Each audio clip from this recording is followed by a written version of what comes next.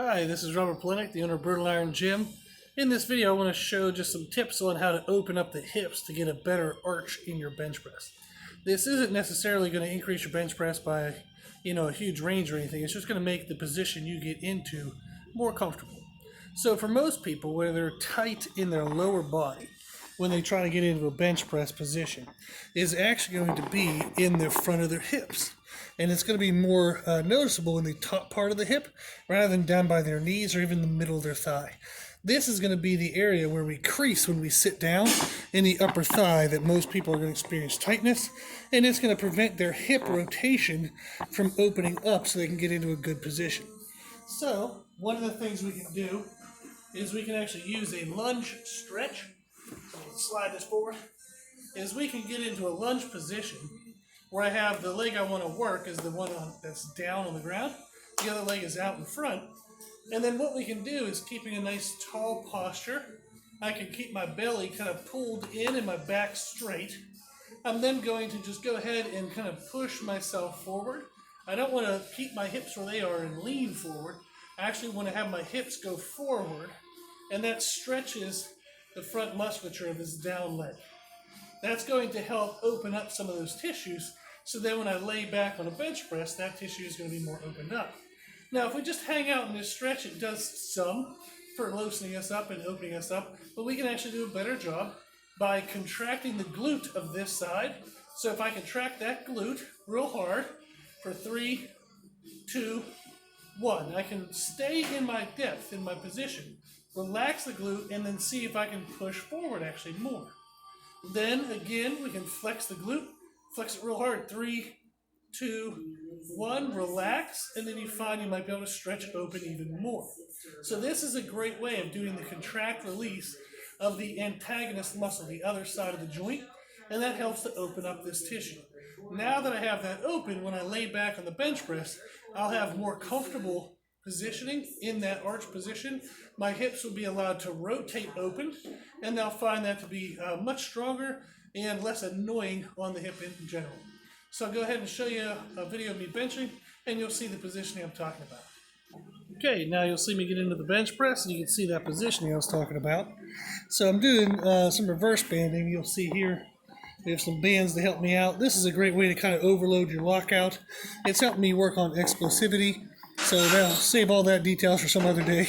But you'll see when I lay in position, I'm going to have a good arch in my hips, and that stretch helped me get into that position more comfortably.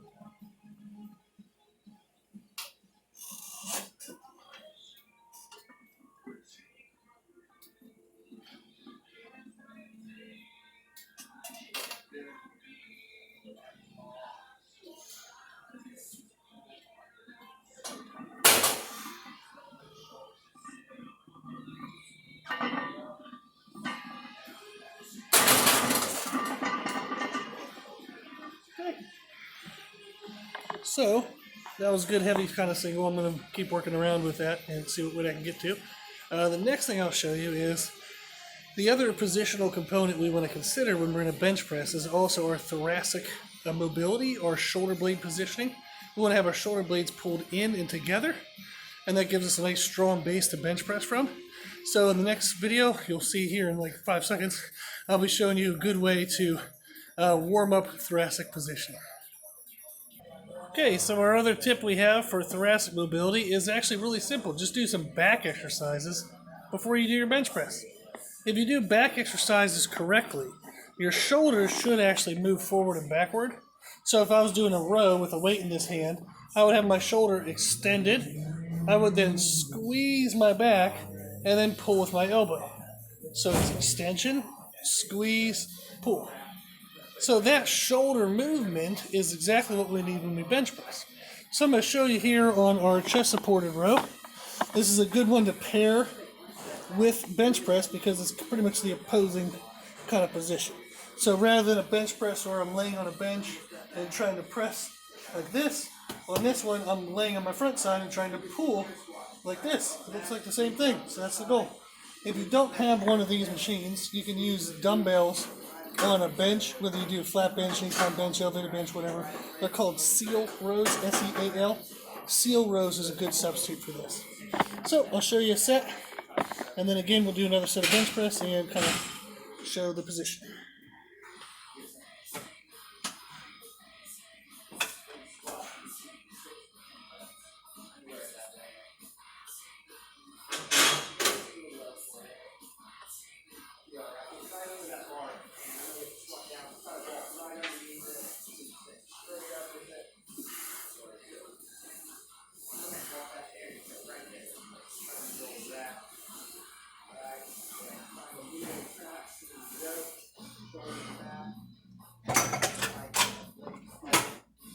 So, in that exercise, you can see I had extension and kind of like a release contraction of my shoulder blades. That was good.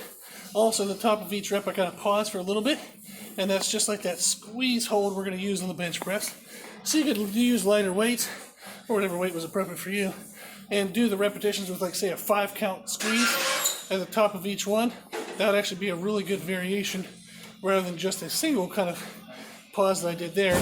I would switch back and forth. So the shorter pause is going to let you do heavier weight, which correlates to more kind of muscle damage, which could be more growth.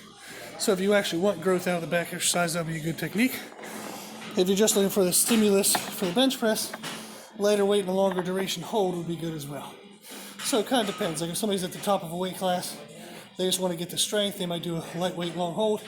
Someone needs to grow into a weight class in strength sports, for example, they would want to use heavier weight, maybe just a 1-count pause. So it's all independent depending on you, and you can do any back exercise, but it's a good one to try. Okay, so we'll show another set of the bench press. Okay, ready for another set of bench. So this time we'll pay attention to the back squeezing and staying in a good brace position. So this one's new. I'm going to use the black pin now.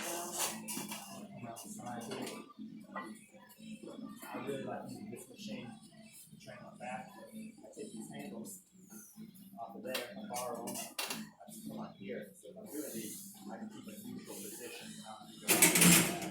I just feel comfortable and strong position. In there. I usually bring them back.